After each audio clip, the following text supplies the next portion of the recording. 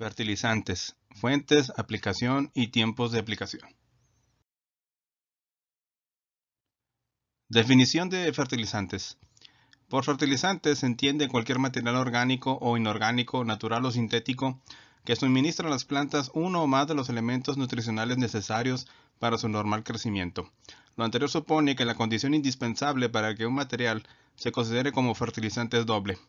De una parte debe contener uno o más de los nutrientes esenciales para el desarrollo vegetal, y de otra, la sustancia en cuestión por su naturaleza y propiedades específicas debe estar en capacidad de ceder estos elementos a las plantas, es decir, debe contenerlos en estado aprovechable. El caso es que algunos materiales fertilizantes de solubilidad limitada en agua han demostrado ser aprovechados por la planta y en algunos casos ser tan o más efectivos que aquellos fertilizantes altamente solubles en agua. Sin embargo, algunos materiales son tan insolubles que virtualmente no pueden ser considerados como fertilizantes. Por ello, la mayoría de los países exige que al menos una proporción del contenido del nutriente en el fertilizante sea soluble en agua o en otro reactivo, por ejemplo, solución de acetato de amonio neutro. Puesto que los fertilizantes nitrogenados y potásicos convencionales son de muy alta solubilidad, la solubilidad en agua se acepta universalmente como una medida de la aprovechabilidad nutricional para la planta. Algunos métodos especiales deben ser aplicados para materiales menos solubles solamente cuando haya evidencia de que señale a la solubilidad baja o controlada como ventajosa para la planta. En el caso de los fertilizantes fosfatados, hay una variedad muy amplia que contiene fósforo total o casi totalmente soluble en agua y materiales de solubilidad limitada, cuya disponibilidad agronómica se evalúa mediante diferentes metodologías. Además de la solubilidad en agua, los métodos más comunes se basan en la solubilidad del fósforo en soluciones neutras o alcalinas de nitrato de amonio o en soluciones de ácido cítrico o fórmico. Además, el contenido total de fósforo puede ser aceptado para algunos materiales. Objetivos de la aplicación de los fertilizantes. Maximizar la eficiencia de uso de los fertilizantes, obtener el máximo rendimiento con la menor dosis de fertilizante, minimizar el impacto ambiental, preservar la calidad del ambiente produciendo rendimientos óptimos de los cultivos y reducir el tiempo y las necesidades de energía en las aplicaciones. Expresión del contenido nutricional. En la actualidad, la mayoría de los países aceptan que los contenidos nutricionales de los abonos se expresan en términos de nitrógeno elemental, pentóxido de fósforo y óxido de potasio. Los elementos secundarios y los microelementos se expresan usualmente en términos de base elemental. Sin embargo, el calcio y el magnesio son expresados frecuentemente como óxidos. Este sistema de expresión es utilizado internacionalmente, en particular en el ámbito comercial. Sin embargo, es completamente convencional y arbitrario. Las siglas utilizadas no están relacionadas con ninguna característica del abono. Así, el hecho de expresar el contenido de nitrógeno como nitrógeno elemental no debe interpretarse en el sentido de que sea el estado químico del elemento en el abono. Lo propio es aplicable al resto de los nutrientes. En el ámbito científico, se tiende en la actualidad a utilizar la expresión elemental para todos los nutrientes. En el cuadro se recopilan los factores que deben aplicarse para convertir los contenidos nutricionales de la base elemental a la de óxido o viceversa. Este tipo de conversión es utilizado con frecuencia para los cálculos requeridos en la práctica de la fertilización. Grado. El grado de un fertilizante se define como la relación del contenido nutricional expresado en porcentaje, en este caso peso, en el siguiente orden, NPK. En consecuencia, el fertilizante cuyo grado es 13-26-10, por ejemplo, contendría 13% de nitrógeno, 26% de fósforo y 10% de potasio. En el caso de los fertilizantes compuestos, el grado se emplea usualmente para designar el respectivo producto. En nuestro medio, es muy común utilizar la denominación de fórmula en lugar de grado, pero estrictamente hablando, ese término tiene otro significado. Tipos de fertilizantes. Fertilizante químico es un producto manufacturado que contiene cantidades sustanciales de uno o más de los elementos esenciales primarios. El proceso de producción industrial envuelve usualmente reacciones químicas, pero también puede consistir simplemente en la refinación de las fuentes fertilizantes naturales, tal es el caso del cloruro de potasio. Fertilizante simple. Se denomina así al abono que contiene solamente uno de los tres elementos esenciales primarios, tal es el caso de la urea, el superfosfato triple o el cloruro de potasio. Fertilizante compuesto. Es el abono que contiene más de uno de los tres elementos esenciales primarios. Los fosfatos de amonio, por ejemplo, son fertilizantes compuestos, ya que contienen fósforo y nitrógeno. Sin embargo, en algunos países, estos fertilizantes se consideran erróneamente simples. Fertilizante de mezcla física. Es el fertilizante compuesto resultante de la simple mezcla física o mecánica de dos o más materiales, sin que medie reacción química alguna. Así, por ejemplo, de la mezcla de fosfato de amónico y cloruro de potasio, en proporción 83.3% y 16.7% respectivamente, resulta el fertilizante compuesto de grado 15, 38 o 10. Fertilizante complejo. Se define como tal al abono compuesto resultante de la reacción química de ingredientes o materias primas. Normalmente la producción de este tipo de abono requiere de un montaje industrial relativamente complicado, de donde resulta la denominación de complejo que recibe el producto resultante. En esencia, el fertilizante complejo difiere del mezclado en el hecho de que en aquel, cada una de sus partículas presentará la misma composición en términos de nitrógeno, fósforo y potasio. Por el contrario, la composición de una partícula en un fertilizante compuesto producido mediante mezcla física será la del ingrediente de la mezcla al cual pertenece. Esta característica tiene trascendencia en lo relativo a los efectos del fenómeno de segregación. Fertilizante natural. Es aquel producto fertilizante obtenido de depósitos o yacimientos minerales, el cual es comercializado después de ser sometido a un proceso de beneficio y empaque. La roca fosfórica y el cloruro de potasio constituyen ejemplos de fertilizantes de origen natural. Fertilizante sintético. Es el abono manufacturado mediante un proceso industrial. Como ya se indicó, los fertilizantes complejos son sintéticos, al igual que una gran variedad de fertilizantes simples como la urea, superfosfatos, nitrato de amonio, etc. Una variante del origen sintético es el de los subproductos. En efecto, algunos materiales fertilizantes resultan de procesos industriales no encaminados a su obtención sino a la fabricación de otro producto.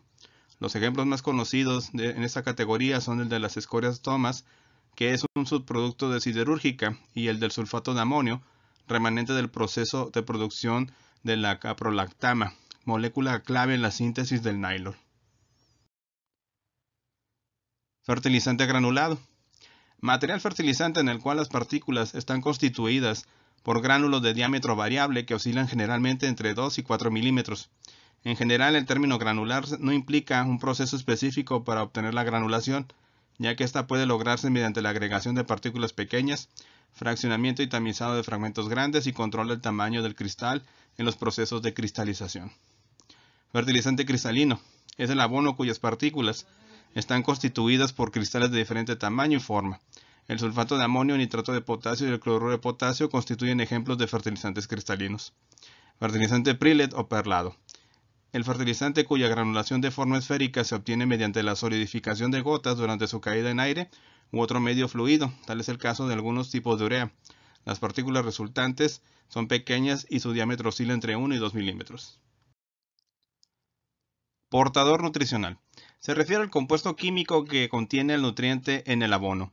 Así, el portador del fósforo en el superfosfato es el fosfato monocálcico.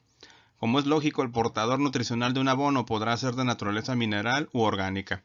Casi todos los fertilizantes sintéticos convencionales son de origen mineral, es decir, el portador nutricional es inorgánico. A la excepción la constituye la urea, cuyo portador es orgánico. Abono orgánico.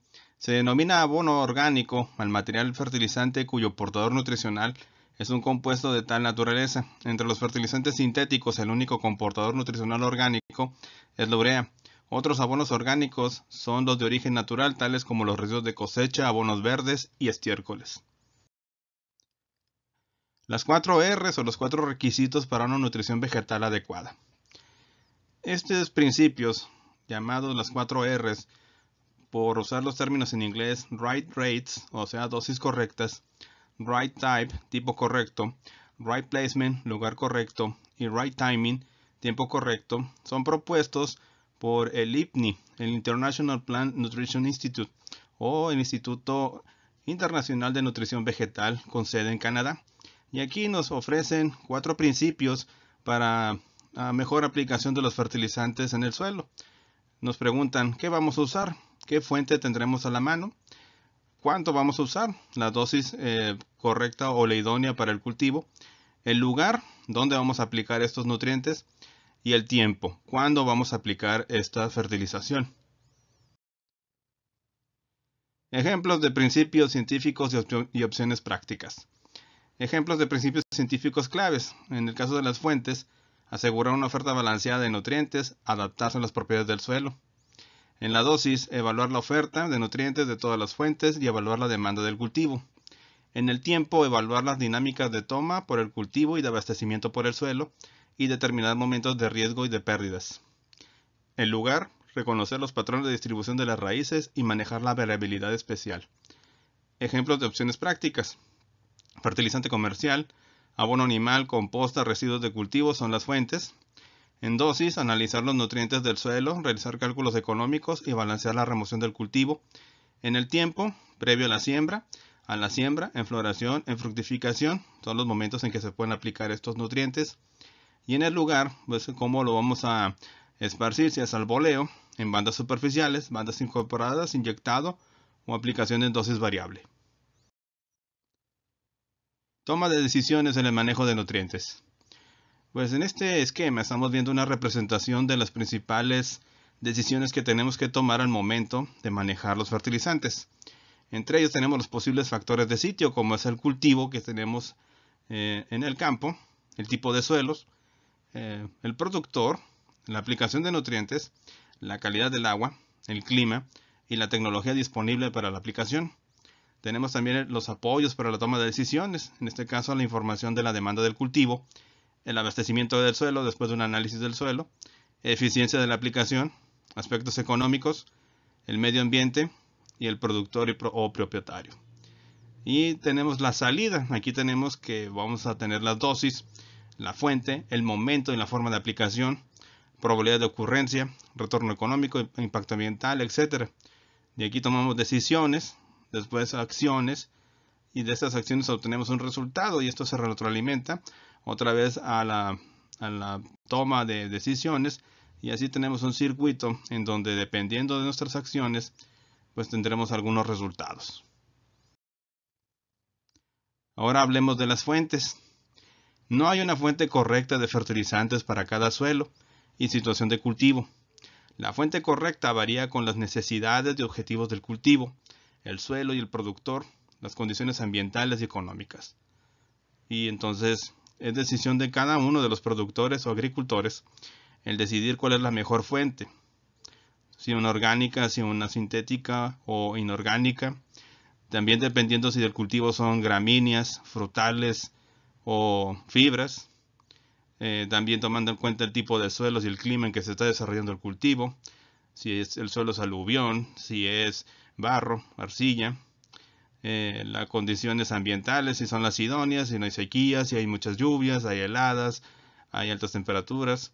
Y sobre todo la cuestión económica, el presupuesto que tengamos disponible y las inversiones que requiere el cultivo para poder realizar un buen manejo de la fuente. Aspectos relevantes en la selección de la fuente a usar. Disponibilidad de fertilizantes, precios, equipo de aplicación, riesgos de pérdida, volatilización o lavado de nitrógeno, escurrimiento de fósforo, impacto ambiental. Y es que si tenemos un suelo con un pH alto, o sea alcalino, aquí no podremos usar nitratos porque estos incrementarían esta cantidad de sales presentes en este tipo de suelos. Entonces lo ideal aquí es aplicar amonio. Y lo mismo sucede en suelos ácidos donde no podemos aplicar amonio debido al alto contenido de metales como el aluminio, manganeso o hierro que pueden interactuar con este y movilizarlo. Y en esta situación es necesario aplicar nitrógeno en forma de nitratos para poder ser aprovechado por la planta. También pues tenemos que ver la disponibilidad de estos nutrientes, la cantidad de nitrógeno disponible en el suelo y en base a esa información tomar decisiones cuál es la mejor fuente que proporcione todos los nutrientes que necesitamos para el desarrollo óptimo del cultivo, así como la forma de aplicarlo, ya sea en forma de gas, líquido o un sólido. Criterios para la selección de fuentes. Formas disponibles para las plantas. Los nutrientes pueden ser absorbidos por las raíces solo cuando están disueltos en agua. La inmensa mayoría de estos nutrientes tienen que estar en formas de sales y haber pasado por algún proceso de mineralización, esto con la interacción de la materia orgánica. También tenemos que ver las características físicas y químicas del suelo, la porosidad, la textura y la estructura del mismo, las interacciones, las sinergias, antagonismos de los nutrientes. Hay que recordar que el amonio tiene antagonismo con magnesio, calcio, potasio y molibdeno, pero hace sinergia con elementos como el manganeso, fósforo, azufre y cloro. Y así algunos de estos nutrientes pueden interactuar de forma positiva o negativa en el suelo, bloqueando su actividad o intensificándola. También tenemos que ver el impacto de elementos asociados en estos fertilizantes, las plantas, el ambiente y sobre todo la salud humana, cómo pueden impactar estos nutrientes al momento de ser aplicados en el suelo. Entonces aquí tenemos también que el amonio ayuda sobre el fósforo. Aplicar potasio en los suelos bajos en magnesio puede acarrear problemas y mucho del fósforo en el suelo afecta la absorción de zinc. Formas y fuentes de obtención de nutrientes por las plantas. Aquí vemos que las plantas pueden ser abastecidas ya sea por las aportaciones de los abonos y fertilizantes orgánicos e inorgánicos, las aportaciones que hace el suelo, de los nutrientes que tiene almacenado en las arcillas, la materia orgánica presente que también participa en la capacidad de intercambio catiónico, en los procesos de mineralización donde estos nutrientes pasan de formas orgánicas a formas inorgánicas que pueden ser absorbidas por las raíces, y por último, si también podemos y en algunos cultivos tenemos que hacer uso de las aplicaciones foliares de nutrientes, sobre todo de algunos microelementos como el hierro, manganeso, cobre, zinc, molibdatos y boro, pero también de algunos macronutrientes como el calcio, debido a que el calcio y el boro tienen muy baja movilidad en el floema y esto provoca serias deficiencias en los cultivos, sobre todo problemas para la construcción de las paredes celulares de frutos. Otro hecho interesante e importante a tomar en cuenta son los fertilizantes, y en este caso los fertilizantes sólidos. Estos se caracterizan por tener de uno o dos nutrientes. También tenemos con múltiples nutrientes, y estos pueden ser mezclas físicas que tienen bajos costos, son fáciles de preparar y requieren compatibilidad física y química entre los componentes y vigilar que no se separen estas partículas. También tenemos fertilizantes compuestos, complejos, compuestos fertilizantes, multinutrientes, y aquí los nutrientes están contenidos en cada una de las partículas. Fertilizantes líquidos. Aquí sus principales características son que tienen menores costos de producción, una alta eficiencia de uso de nutrientes y menor riesgo ambiental.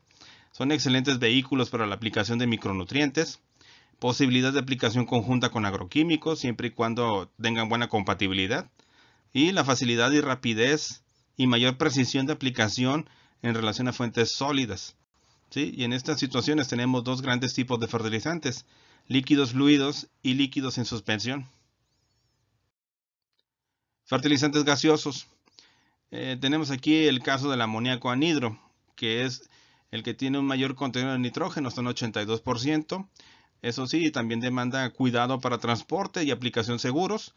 Y aquí la disponibilidad de este nitrógeno en forma de gas pues depende mucho de la humedad del suelo, que no debe ser muy baja ni muy alta para evitar las pérdidas por volatilización. Si usamos fuentes orgánicas, pues aquí tenemos que tener en cuenta cuál es el nutriente que se requiere aplicar: nitrógeno, fósforo, potasio. ¿Cuál es el contenido de nutrientes? ¿A qué velocidad se va a liberar? ¿Qué tantas pérdidas de nutrientes podemos esperar? Y es que no todos los materiales orgánicos que se utilizan para la producción de este tipo de abonos contienen las mismas cantidades de nutrientes. Aquí tenemos un cuadro comparativo entre dos tipos de estiércol, uno obtenido de aves, llamado popularmente gallinaza, y el otro estiércol, que puede provenir de ganado vacuno o ganado caprino. Y aquí vemos que si comparamos sus composiciones químicas y concentraciones de nitrógeno, fósforo y potasio, el que tiene una mayor proporción de estos nutrientes es la gallinaza, solamente siendo rebasado en el punto del potasio por el estiércol. Pero en el resto de los nutrientes y otros compuestos, la gallinaza contiene una mayor proporción de minerales, lo que sería un abono ideal para muchas explotaciones agrícolas, sobre todo las que producen hortalizas o también cereales. Si hablamos de la dosis, pues aquí la dosis a aplicar va a depender de varios factores, entre ellos el nivel de rendimiento esperado, la disponibilidad de nutrientes en el suelo, eficiencia de uso de fertilizantes, y debemos de considerar el impacto sobre el recurso suelo y aspectos económicos, ¿sí? ¿Cuáles son los nutrientes necesarios? Son otros criterios. La esencialidad depende de la disponibilidad. El rendimiento de un cultivo estará determinado por el elemento presente en las cantidades más limitantes, y la deficiencia de un nutriente no puede ser corregida por el exceso de otro. Esto es la conocida ley del mínimo propuesta por el químico alemán Justus von Liebig en el siglo XIX. Entonces, ¿de qué va a depender que nosotros tomemos una dosis? Pues tenemos que tener información de cómo están los nutrientes presentes en el suelo, qué tanta proporción de ellos tenemos y en qué formas están disponibles para el cultivo. Y todo esto lo obtenemos a partir de los análisis del suelo. Es una herramienta para generar recomendaciones de aplicación de nutrientes. Su utilidad depende de los nutrientes que nos interesen. Sirve para nutrientes relativamente inmóviles en el suelo, como por ejemplo el fósforo y el potasio, y para nutrientes como el nitrógeno en ambientes secos o subhúmedos. No se usa normalmente en nutrientes móviles, como es el caso del nitrógeno y azufre, en ambientes húmedos. Y hay que ver a los análisis de suelo como una inversión, no como un gasto. Y esto nos permite a nosotros, como técnicos o productores y agricultores, no desperdiciar recursos. Los fertilizantes son recursos caros y bastante limitados y tenemos que hacer un uso racional de ellos para evitar su despilfarro y sobre todo tener un menor impacto en el medio ambiente, ya que desgraciadamente muchos de estos nutrientes, al ser lavados o volatilizados, pues pueden terminar contaminando el aire y convertirse en compuestos que aumenten la concentración de gases de efecto invernadero, o pueden contaminar las aguas superficiales como los ríos, lagunas y mares e incrementar la vida marina por el exceso de nutrientes disponibles, lo cual provoca severas pérdidas de oxígeno que pueden matar a muchos organismos acuáticos que viven en estos hábitats. Y los análisis de suelo pues empiezan primero por tomar una buena muestra. La mayor fuente de error de los análisis de suelo proviene del muestreo. Si no tenemos una buena proporción de muestras, pues no tendremos una información de calidad que nos sirva para hacer nuestro programa de fertilización. Entonces los objetivos del análisis del suelo es con fines de diagnóstico, es de proveer un índice de la disponibilidad de nutrientes en el suelo, predecir la probabilidad de respuesta a la fertilización en calado, proveer la base para el desarrollo de recomendaciones de fertilización. Un análisis de suelo es una buena herramienta para predecir la probabilidad de respuesta a la fertilización. Es regular para cuantificar esta respuesta y es pobre para determinar la cantidad exacta del nutriente a aplicar. Esto lo dicen Fixen y Grove. Correlación y calibración. Los resultados analíticos son de poco valor sin investigación de campo que correlacione los resultados y la respuesta del cultivo. Disponer de calibraciones regionales. Debemos de disponer de estos parámetros para nosotros poder compararlos y tomar decisiones. Conocer los requerimientos nutricionales de los cultivos. Mantener una fertilización balanceada. Y esto logrará rendimientos óptimos, agronómicos, económicos y ambientales. Análisis de nutrientes en el suelo, muestreo del suelo. Para tomar una buena muestra del suelo hay que tomar algunos criterios, entre ellos tomar muestras a una profundidad de 15 centímetros, recolectar la muestra en una cubeta limpia, sacar muestras de al menos 20 sitios distintos de a 2 a 4 hectáreas, o también dependiendo de la extensión del terreno a analizar, muestras de suelo bien mezcladas, etiquetar todas las muestras. No se debe muestrear después de aplicar fertilizantes porque esto va a dar falsos positivos. No se debe muestrear cerca de los árboles de sombreo porque también aquí la acumulación de las hojas pues desprende muchos nutrientes. Las muestras de suelo deben tomarse una vez al año antes de la floración o al inicio de cada ciclo agrícola dependiendo del tipo de cultivo que estemos manejando. Síntomas visuales de deficiencias de nutrientes. Aquí también tenemos que tomar en cuenta para el monitoreo pues lo que observamos en las plantas, pero no siempre es fácil observarlos en situaciones de campo. Las deficiencias severas son raras, son más comunes las deficiencias moderadas. Es posible observar deficiencias combinadas de más de un nutriente. Tenemos también pérdidas de rendimiento posibles aún sin síntomas y los síntomas son posibles aún sin pérdida de rendimiento. Entonces el arte y la ciencia de hacer un monitoreo para determinar deficiencias nutrimentales pues requiere de muchos años de experiencia y observación. Pero hay algunos parámetros que nos ayudan a determinar más o menos qué nutrientes son los que están ausentes en una planta. Si observamos síntomas de clorosis, enanismo o cambios de coloración en la planta, en las hojas más viejas, podemos determinar que puede ser la ausencia de nitrógeno, fósforo, potasio, magnesio. Si encontramos algunos síntomas similares en la parte más joven de la planta, que es la parte superior, podríamos decir que es molibdeno, manganeso, níquel, azufre, cobre, zinc, hierro, cobre, calcio o boro. Pero este tipo de monitoreo requiere, les repito, de mucha experiencia y de mucha observación para poder ser útil para la determinación de un programa de fertilización. Análisis de nutrientes a nivel foliar, muestreo foliar. Lo mejor siempre es llevar estos materiales al laboratorio para tener una mejor idea de cuántos nutrientes han sido aprovechados. El muestreo debe hacerse como mínimo en 40 árboles, de 2 a 4 hectáreas, pero esto también depende mucho de la extensión del campo. Las muestras se toman en diagonal en todo el bloque. Las muestras se toman únicamente de árboles representativos promedio. No incluyan árboles con signos visibles de enfermedad, árboles excesivamente saludables o poco comunes. Sí, hay que buscar una planta que sea promedio. Las muestras se toman en la mañana cuando las hojas están saturadas de agua. Las muestras se guardan en bolsas de papel y se enfrían. Y las muestras deben de secarse si no son enviadas directamente al laboratorio. Eso es dentro de 1 o 2 días para obtener una mejor respuesta. Aquí tenemos un ejemplo del diagnóstico de la fertilidad del maíz. Aquí tenemos las diferentes etapas del desarrollo del cultivo, desde la presiembra hasta la cosecha. Entonces, en presiembra, pues lo que tenemos que hacer de forma ideal es un análisis del suelo. Aquí determinar fósforo, los primeros 20 centímetros, nitratos de 0 a 60 centímetros, sulfatos de 0 a 20 centímetros y otros nutrientes como magnesio, boro, cobre, zinc, también en la parte de los 0 a 20 centímetros del suelo. Aquí tenemos que ver los balances de nitrógeno y ver algunos modelos de simulación para tener una idea general de las necesidades nutrimentales del cultivo. Posteriormente, ya cuando tenemos la siembra y la planta ya comienza a producir de 5 a 6 hojas, pues podemos hacer análisis de nitratos en el suelo, los primeros 30 centímetros, y nitratos en savia de base de los tallos.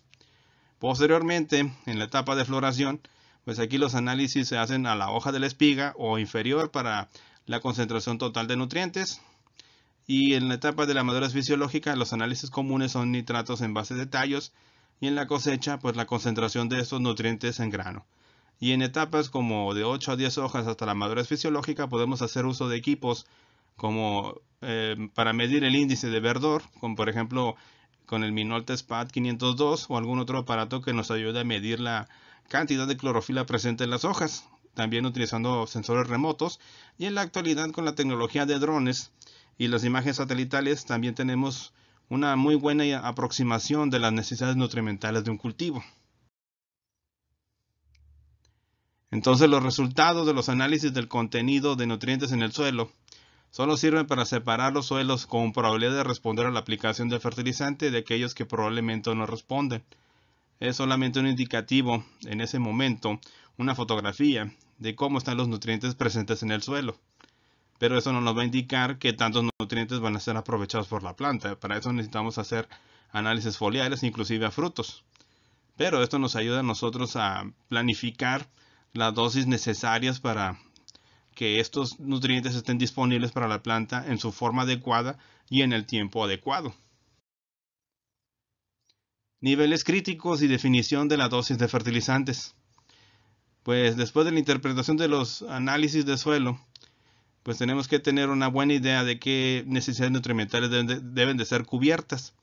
Los niveles críticos no son fijos, cambian con respecto a los suelos, los cultivos y los sistemas de manejo.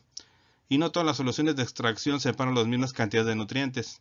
Por eso es necesario pues tomar en cuenta el tipo de protocolo de análisis para poder nosotros determinar con un grado mayor de acierto qué nutrientes son los necesarios. Y para hacer estas dosis, este cálculo de las dosis, pues tenemos fórmulas como dosis es igual a la necesidad menos la disponibilidad sobre la eficiencia. Y eso lo podemos usar para casi todos los nutrientes. Otro aspecto importante al momento de aplicar nutrientes en el suelo es el lugar donde lo vamos a colocar.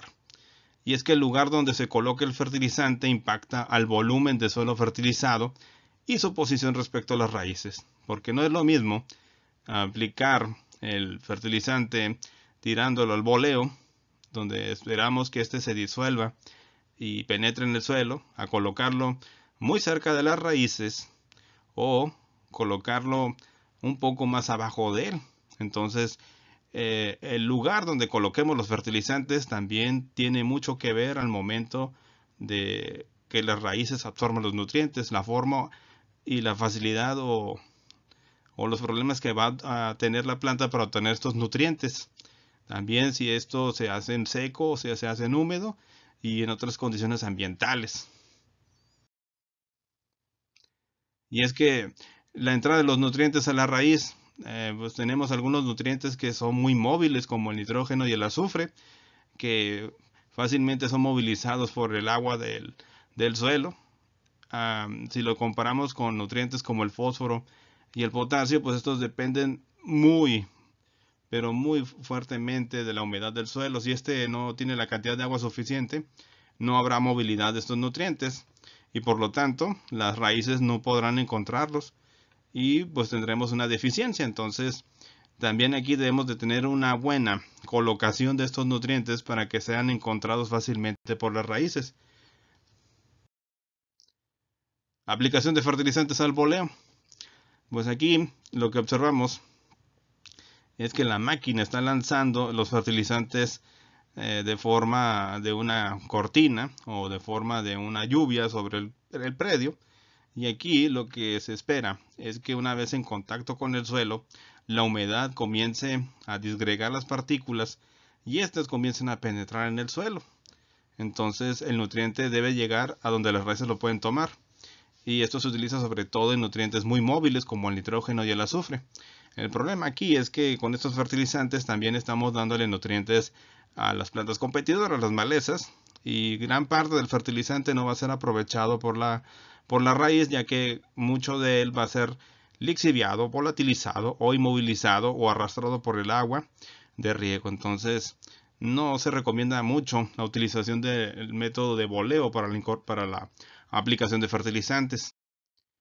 En cambio, en los últimos años se ha dado la utilización de la aplicación de fertilizantes en banda. En banda se ve que ayuda en el movimiento de los nutrientes hacia las raíces, disminuye el riesgo de inmovilización, hay una mayor concentración de nitrógeno y fósforo que promueven el crecimiento de raíces. La aplicación en banda es más eficiente con bajos niveles de nutrientes en el suelo, ayudando a reducir las pérdidas, bajas dosis de aplicación. Aquí no tenemos grandes desperdicios como en la técnica de boleo. Sitúa nutrientes como movimiento limitado en el suelo, fósforo o potasio. Y con el bandeado subsuperficial, las concentraciones de nutrientes en la superficie son bajas, lo que reduce las pérdidas por escurrimiento superficial por el agua o erosión. Y sobre todo, disminuye las pérdidas gaseosas de nitrógeno. Fertilización de arranque. La aplicación de nutrientes en banda cerca de las semillas. Aquí tenemos localizado cerca de un sistema de raíces limitado. Aquí aseguramos la disponibilidad cuando la absorción es máxima y aumenta la velocidad de movimiento hacia las raíces. Fertilizantes cerca de las semillas, pues aquí tenemos que tener precauciones con la sensibilidad de las semillas al fertilizante, el índice salino que incrementan estos fertilizantes, la textura del suelo y la tolerancia a las pérdidas de plantas.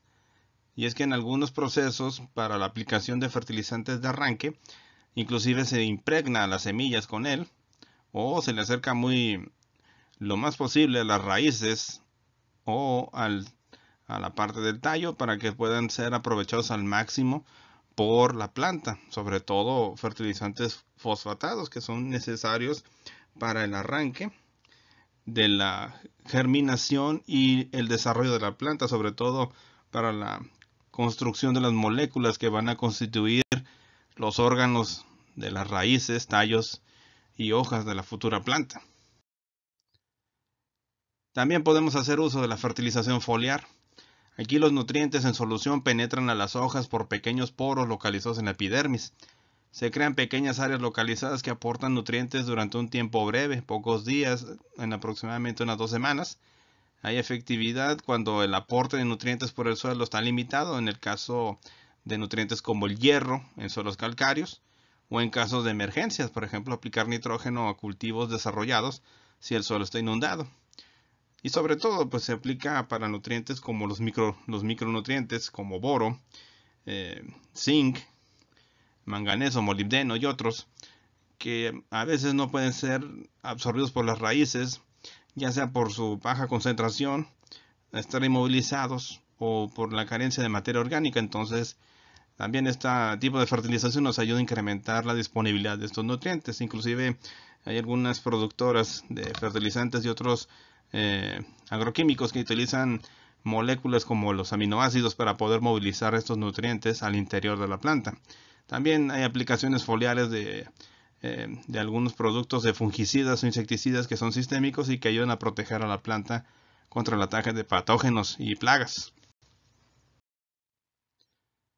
Factores que limitan la efectividad de la fertilización foliar.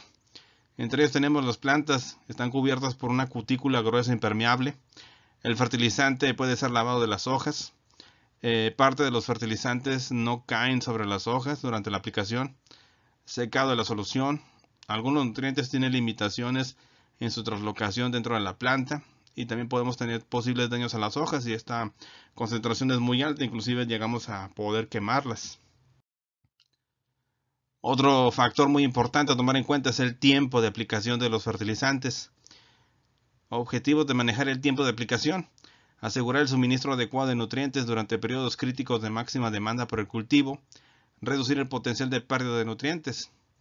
Y es que si vemos nosotros las curvas de desarrollo de algunos cultivos como los cereales, pues vemos que hay etapas en donde se necesita más nitrógeno o más fósforo o más potasio para el desarrollo de la planta. Y es que nosotros debemos dar los nutrientes de forma fraccionada, no aplicar todos al mismo tiempo. Cosa que no haríamos con los seres humanos, que si les diéramos de comer un solo día a la semana, pues al segundo o tercer día ya estarían con muchos problemas de salud debido a la falta de nutrientes y de energía.